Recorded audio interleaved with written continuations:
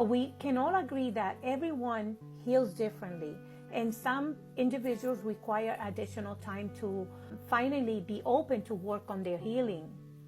And this is driven by their motivation to change, and therefore they might have contemplated healing at one point or another, but may not have been prepared to address it because it's too painful for them to do so.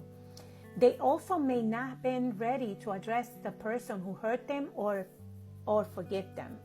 Some individuals are just not able to handle the process mentally or emotionally due to the extensive damage or trauma in their lives.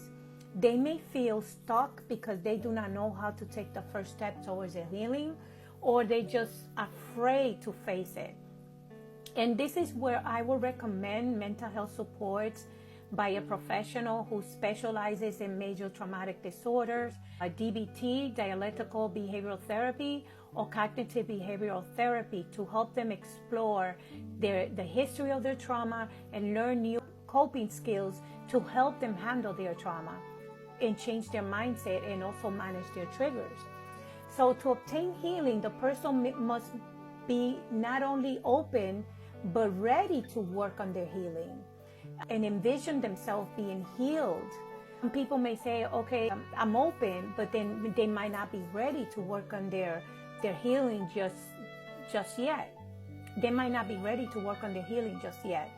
And also they might be still stuck and stagnant and not envision themselves as a healed person. It's interesting dynamic. So envisioning a different life after the damage control. A person that has experienced this type of trauma may be so stuck in their pain and their hurt and in their trauma that they cannot see past that. They feel like that's kind of like the norm. So we as human beings develop a self-defense mechanism of protection to help soothe our pain, and it can also be manifesting in many different behaviors that the person may use to self-protect. And these self-protective behaviors can be more debilitating in the long run, and they can actually be like a bandage, not a healing process.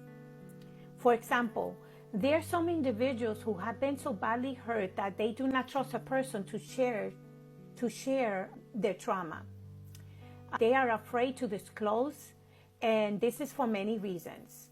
From my experience working in the helping profession, they may be reluctant to share because of trust issue, rejection, or they're afraid that that same person will turn around and hurt them.